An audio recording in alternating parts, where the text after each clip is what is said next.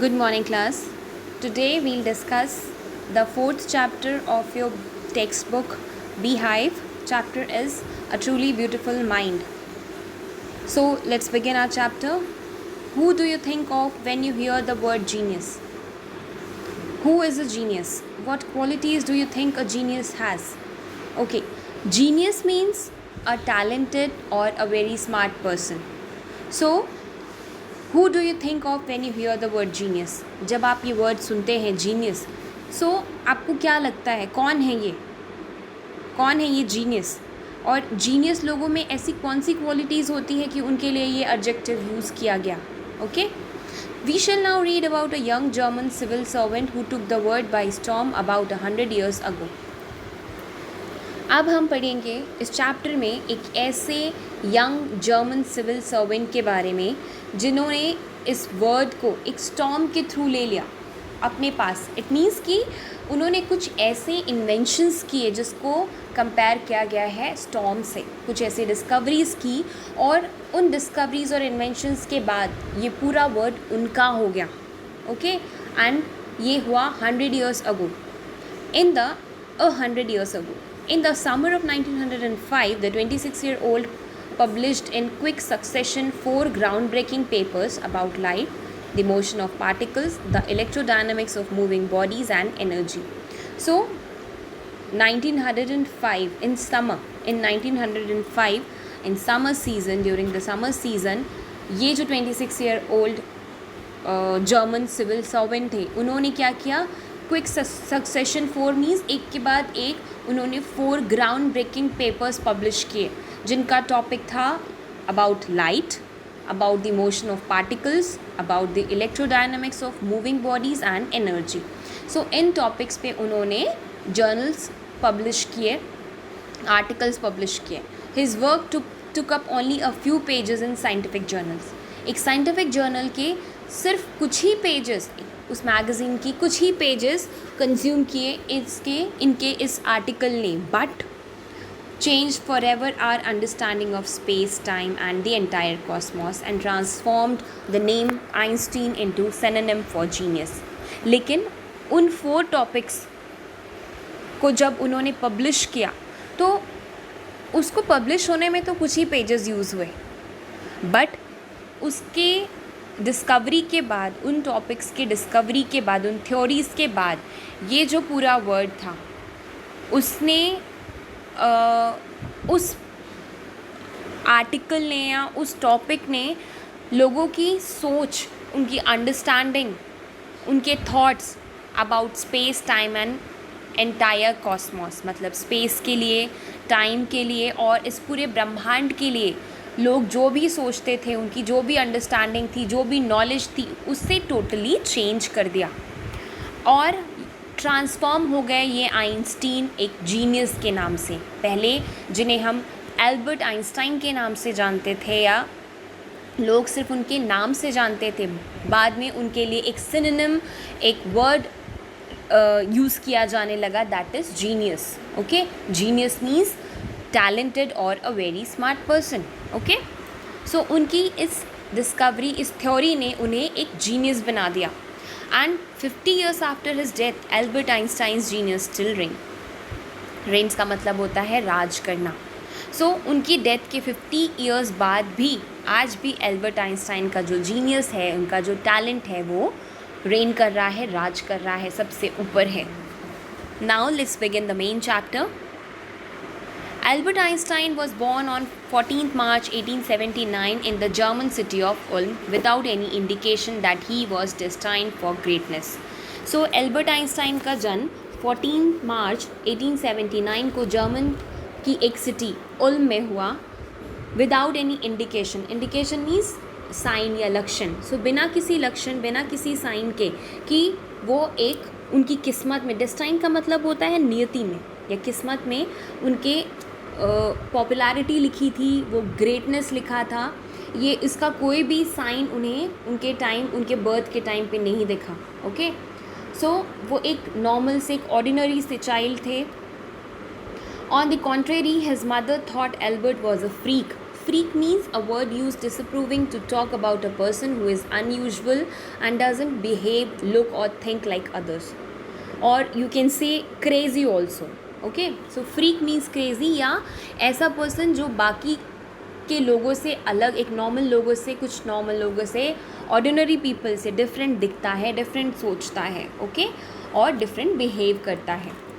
So in the contrary, just opposite, उनकी greatness को तो छोड़ो, उसके कोई लक्षण नहीं थे, कोई साइन नहीं था, कोई सिंबल नहीं था, but on the contrary just opposite उनकी मदर की तो ये सोच थी कि वो एक फ्रीक चाइल्ड है, एक क्रेजी चाइल्ड है, बाकी लोगों से डिफरेंट है. To her his head seemed much too large. उनकी मदर के लिए आइंस्टीन का जो हेड का साइज़ था वो काफ़ी बड़ा था, तो उन्हें लगता था कि उनका बेटा फ्रीक है. At the age of 2.5, Einstein still wasn't talking. Einstein जब 2.5 years के थे उस टाइम तक उन्होंने बोलना शुरू नहीं किया था. And when he finally did learn to speak, he uttered everything twice. और जब उन्होंने फाइनली बोलना सीखा तो वो हर एक चीज़ को 2 बार बोलते थे. uttered means to speak. वो हर चीज़ को 2 बार बोलते थे. Einstein did not know what to do with other children. Einstein को नहीं पता था कि बाकी लोगों से कैसे बिहेव करें, बाकी के बच्चों से और अपने एज के बच्चों से कैसे बिहेव करें. And his playmates called him brother boring. और उसके जो प्लेमेट्स थे, उसके साथ खेलने वाले जो भी चिल्ड्रन थे, वो उन्हें ब्रदर बोरिंग बुलाया करते थे. So the youngster played by himself much of the time. So ये जो यंगस्टर था एल्बर्ट आइंस्टाइन, वो मोस्ट ऑफ द टाइम खुद के साथ ही खेला करता था, मीन्स अकेले ही खेला करता था.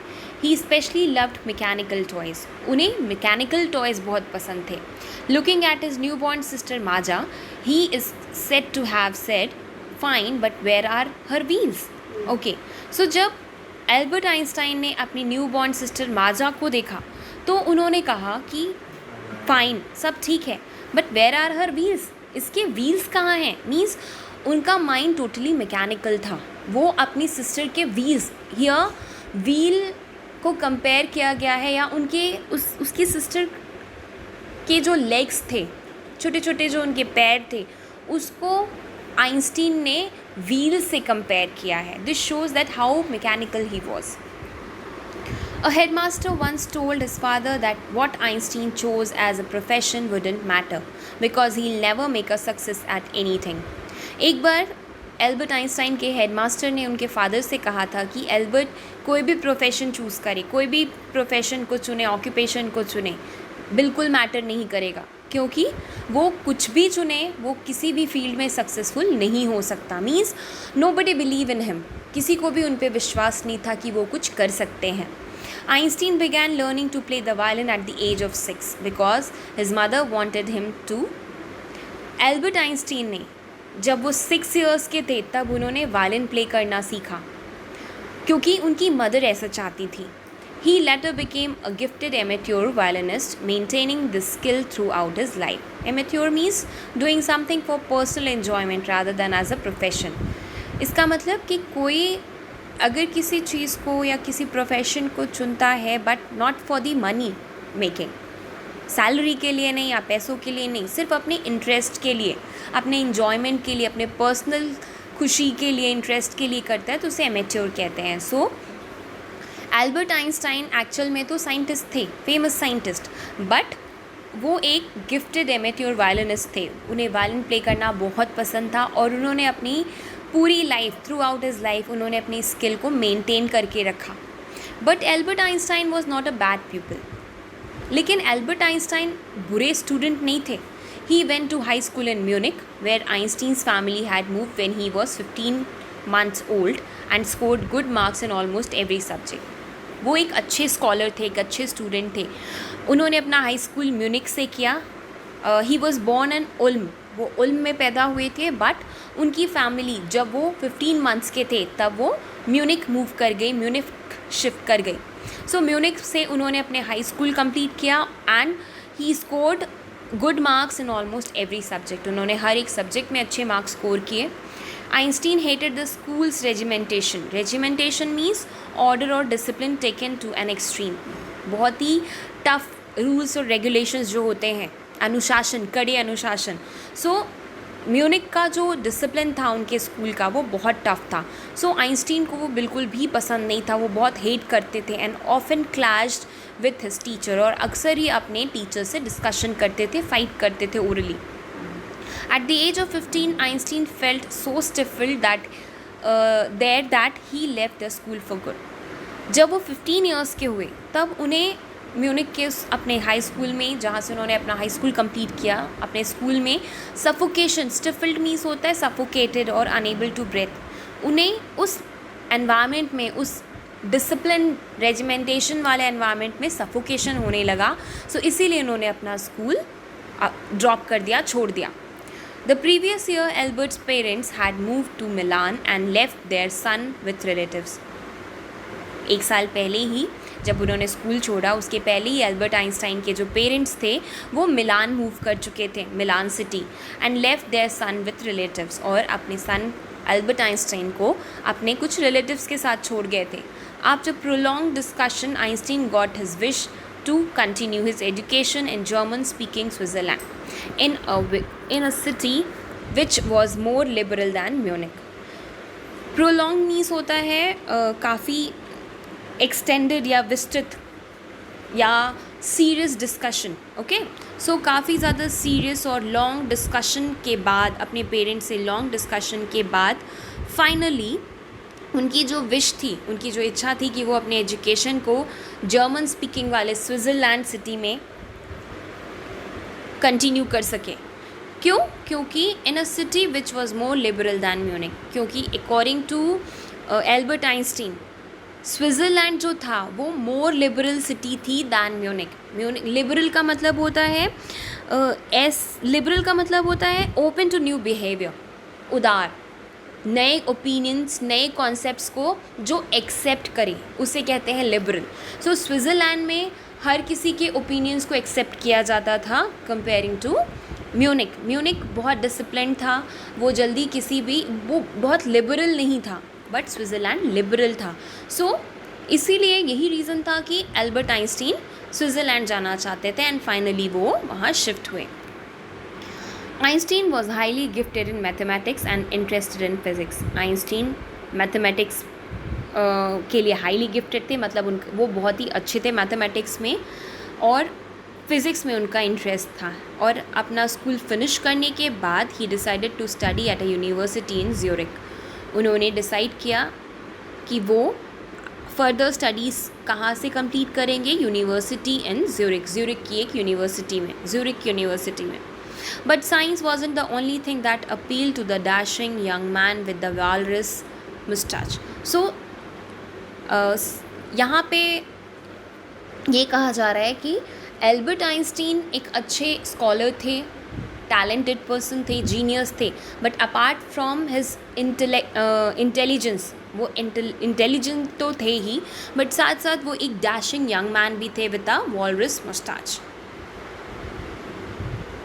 He also felt a special interest in a fellow student, Mileva Maric, whom he found to be a clever creature. Okay. He also felt a special interest. उन्हें क्या फीलिंग हुई? उन्हें कुछ स्पेशल फीलिंग हुई अपने फेलो स्टूडेंट मिलेवा मारिक के लिए, whom he found to be a clever creature, जिसे वो क्लेवर क्रिएचर कहा करते थे. Creature means living being. वो बहुत ही क्लेवर थी, बहुत स्मार्ट थी. सो कहीं ना कहीं आइंस्टीन उनमें इंटरेस्टेड थे. This young SERB had come to Switzerland because the university in Zurich was one of the few in Europe where women could get degrees. Okay.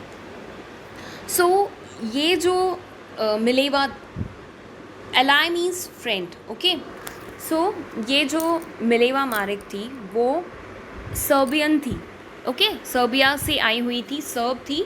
सो वो स्विट्ज़रलैंड इसलिए गई थी क्योंकि ज्यूरिक की यूनिवर्सिटी में, या सॉरी क्योंकि ज्यूरिक की उस यूनिवर्सिटी या जहाँ पे ज्यूरिक की जिस यूनिवर्सिटी में उन्होंने अपनी एजुकेशन कंप्लीट करनी थी स्विट्ज़रलैंड के, वो सिर्फ एक ऐसा यूनिवर्सिटी था यूरोप का जहाँ पे वुमेन को डिग्रीज़ मिलती थी. जहाँ औरतें डिग्रीज़ ले सकती थी, बाकी किसी भी यूनिवर्सिटी में लेडीज़ का डिग्री लेना अलाउड नहीं था.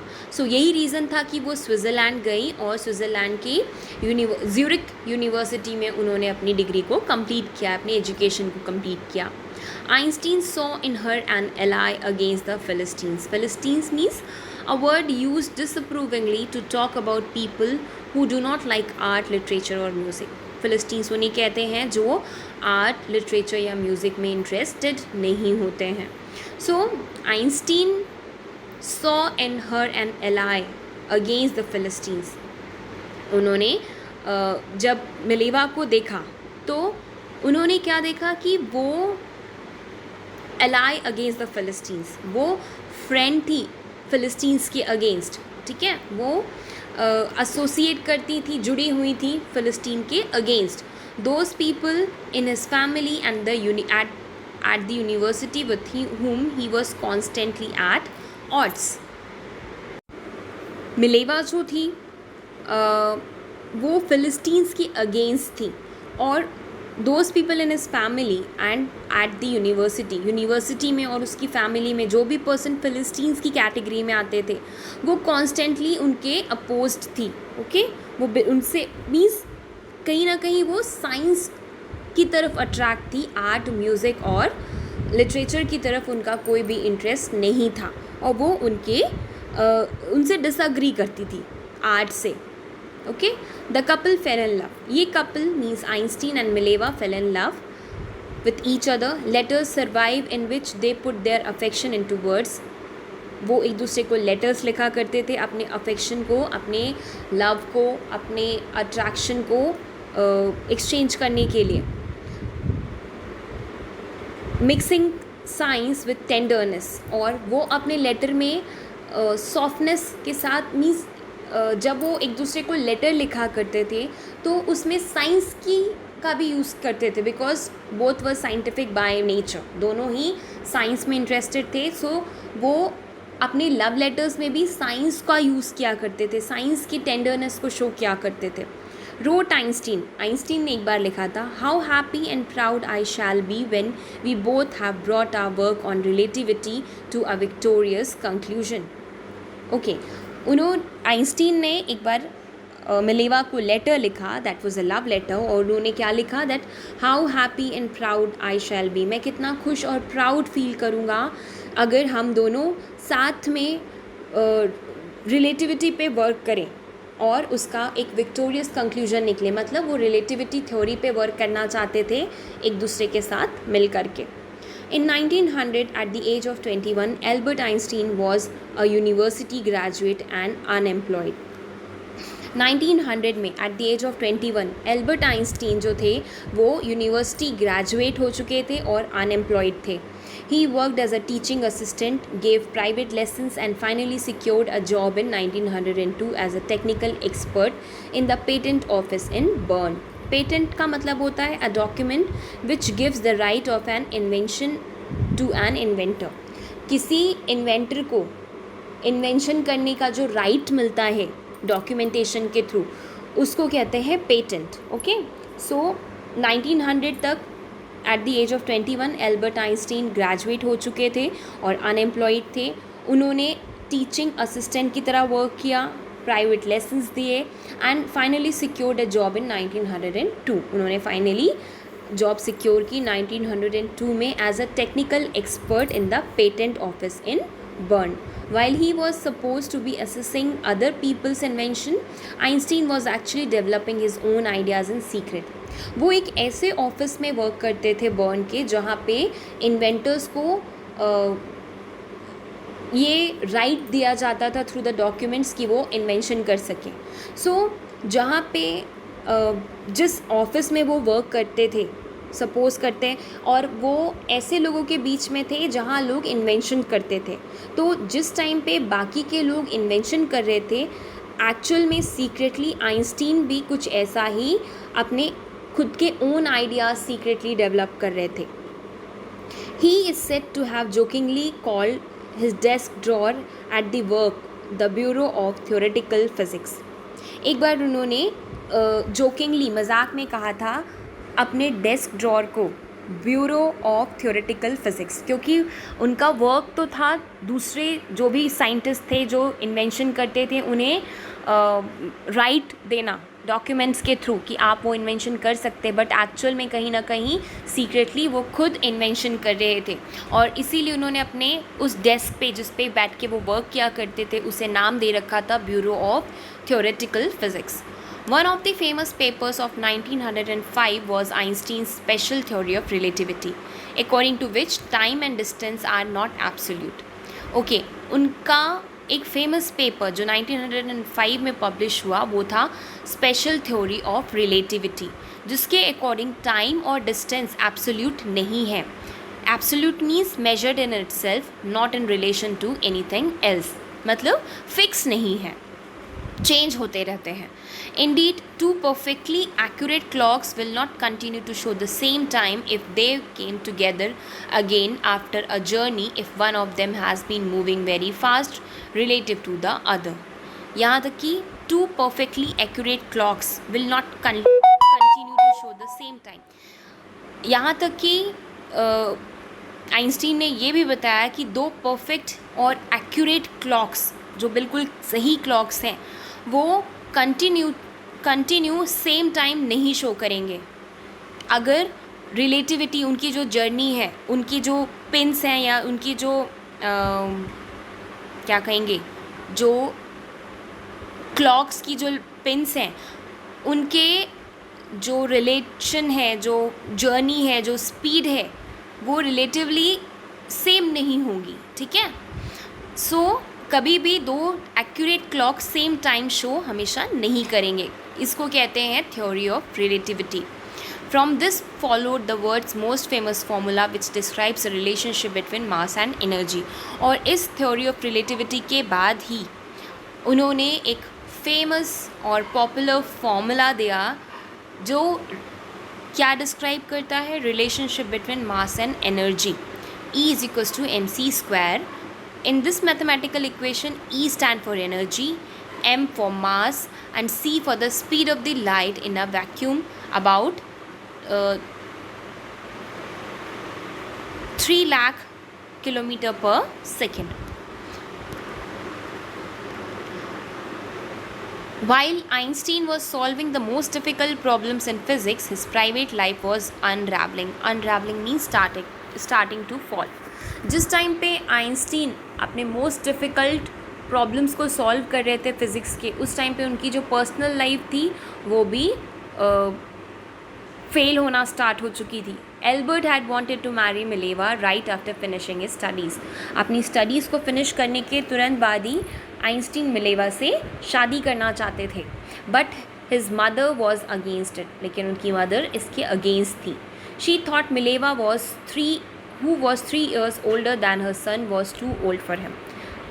आइंस्टीन की मदर का ऐसा सोचना था कि मिलेवा जो कि आइंस्टीन से 3 years बड़ी थी वो बहुत बड़ी है उसके लिए।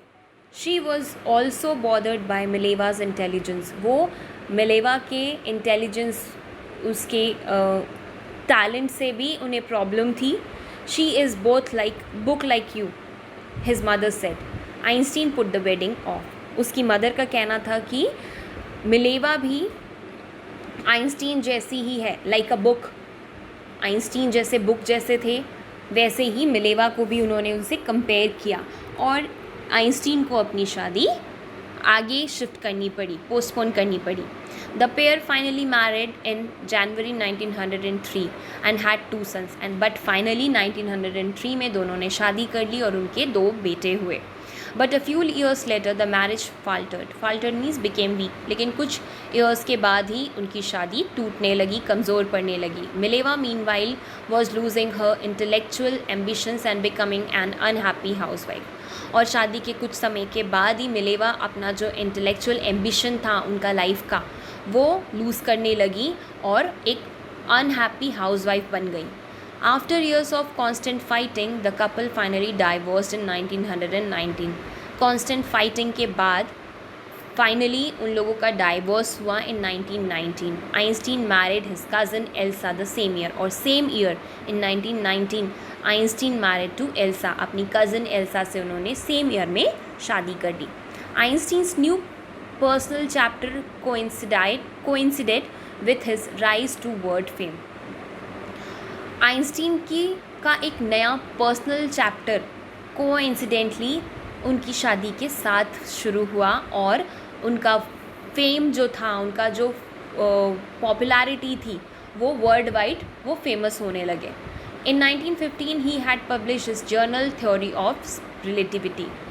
Firstly, he published Special Theory of Relativity. Then he published Journal Theory of Relativity, which provided a new interpretation of gravity. जिसने gravity के लिए कुछ नया interpretation show किया था.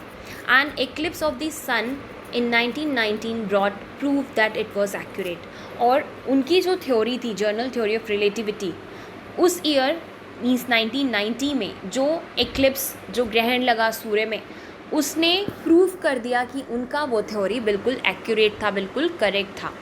Einstein had correctly calculated in advance the extent to which the light from fixed stars would be deflected through the sun's gravitational field. Einstein ने बिल्कुल correctly calculate पहले ही कर लिया था कि किस तरह से, किस प्रोपोर्शन में जो लाइट है वो फिक्स स्टार्स से डिफ्लेक्ट होते हुए सन की ग्रेविटेशनल फील्ड से होके जाएंगी। डिफ्लेक्टेड का मतलब होता है change the direction because it hit something, किसी चीज़ से टकरा के वापस आना। सो उन्होंने ये चीज़ पहले ही एडवांस में बता दी थी। The newspapers proclaimed his work as a scientific revolution. उनके इस थ्योरी के बाद न्यूज़पेपर ने प्रोक्लेम किया दैट उनके वर्क को like a scientific revolution. Einstein received the Nobel prize for physics in 1921। Einstein को 1921 में नोबेल प्राइज़ मिला for physics. He was showered with honours and invitations from all over the world. उन्हें पूरी दुनिया से ढेर सारा ऑनर्स और इन्विटेशन मिला, शावर किया गया उनके ऊपर, and loaded by the press. When the Nazis came to power in Germany in 1933, Einstein emigrated to the United States. Germany में 1933 में जब नाजीज़ का अटैक हुआ, जब वो पावर में आए, तब वो इमाइग्रेट हो गए यूनाइटेड स्टेट्स में, वो यूनाइटेड स्टेट्स में मूव कर गए। 5 years later, the discovery of nuclear fission in Berlin had American physicists in an uproar. Okay, 5 years के बाद जब न्यूक्लियर फिजन की डिस्कवरी हुई बर्लिन में, in Berlin had American physicist in an अप्रोर। In an अप्रोर का मतलब होता है वेरी अपसेट। जब बर्लिन में जर्मनी ने न्यूक्लियर फिजन को डिस्कवर किया तो अमेरिका के जो फिजिसिस्ट थे वो अपसेट हो गए। Many of them had fled from fascism just as Einstein had, and now they were afraid the Nazis could build and use an atomic bomb. So जब नाजीज़ का ने न्यूक्लियर फिजन बर्लिन में उसकी discovery कर ली, तब कहीं ना कहीं जो यहाँ के जो लोग थे यूनाइटेड स्टेट्स के, इवन आइंस्टीन ऑल्सो, वो कहीं ना कहीं थोड़ा अफ्रेड हो चुके थे कि कहीं ऐसा ना हो कि नाजीज़ एटॉमिक बॉम्ब बनाएं और उन पे अटैक करें। At the urging of a colleague, Einstein wrote a letter to the American president. अपने कलीग्स के अर्ज करने पे, उन्हें प्रोवोक करने पे या उनसे कहने पे, उनके फोर्स करने पे, प्रेशर डालने पे, आइंस्टीन ने उस टाइम के American president Franklin D Roosevelt को एक लेटर लिखा ऑन 2 अगस्त 1939, जिसमें उन्होंने वार्न किया। क्या वार्न किया? A single bomb of this type exploded in a port might very well destroy the whole port together with some of the surrounding territory.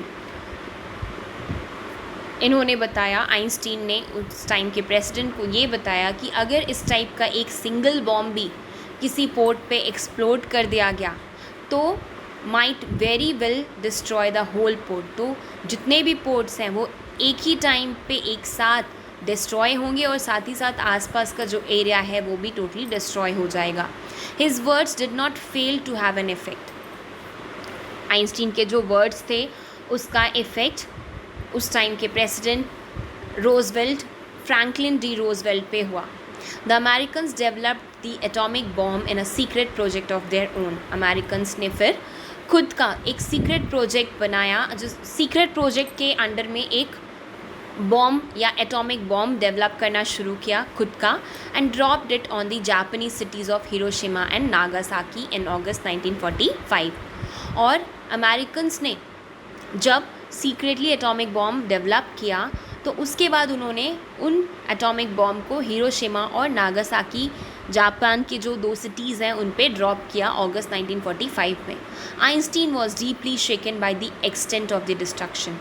Einstein बहुत ही बुरी तरह से हिल चुके थे उस एक्सट्रीम डिस्ट्रक्शन के बाद। हर तरफ तबाही हो चुकी थी और इसे देखने के बाद आइंस्टीन बहुत डिस्टर्ब हो गए थे।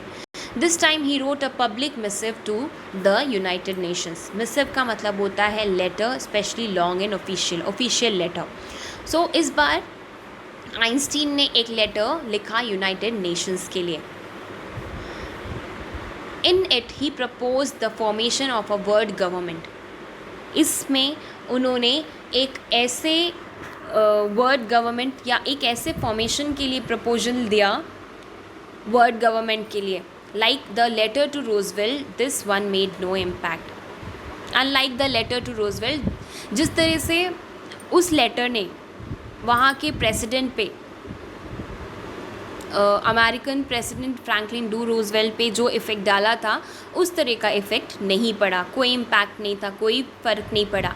But over the next decade Einstein got ever more involve in politics. But next year, क्योंकि उन्होंने ऐसे गवर्नमेंट को या वर्ल्ड गवर्नमेंट को फॉर्म करने का प्रपोज़ल किया था जिससे कि इस तरह की डिस्ट्रक्शंस को रोका जा सके, बट उसका कोई इम्पैक्ट नहीं पड़ा। So next year but over the next decade, next 10 years तक उन्होंने जो आइंस्टीन थे वो इन्वॉल्व हुए पॉलिटिक्स में, agitating for an end to the arms buildup and using his popularity to campaign for peace and democracy. उन्होंने arms buildup पे रोक लगाने की कोशिश की और पीस और डेमोक्रेसी के कैंपेन्स चलाए। When Einstein died in 1955 at the age of 76, he was celebrated as a visionary and world citizen as much as a scientific genius। जब उनकी डेथ हुई 1955 में एट द एज ऑफ 75, वो एक visionary के तौर पे ज़्यादा जाने गए, वर्ल्ड सिटीजन के तौर पे ज़्यादा जाने गए comparing to scientific genius. Means अपने एंड तक आते आते, पहले तो वो एक पॉपुलर साइंटिस्ट थे, फेमस साइंटिस्ट थे, बट उनकी एंड टाइम पे वो एक पॉपुलर विजनरी या फेमस विजनरी बन चुके थे और एक वर्ल्ड सिटीजन बन चुके थे। मतलब उन्होंने पीस और डेमोक्रेसी के लिए बहुत वर्क किया। So that's it. Thank you class.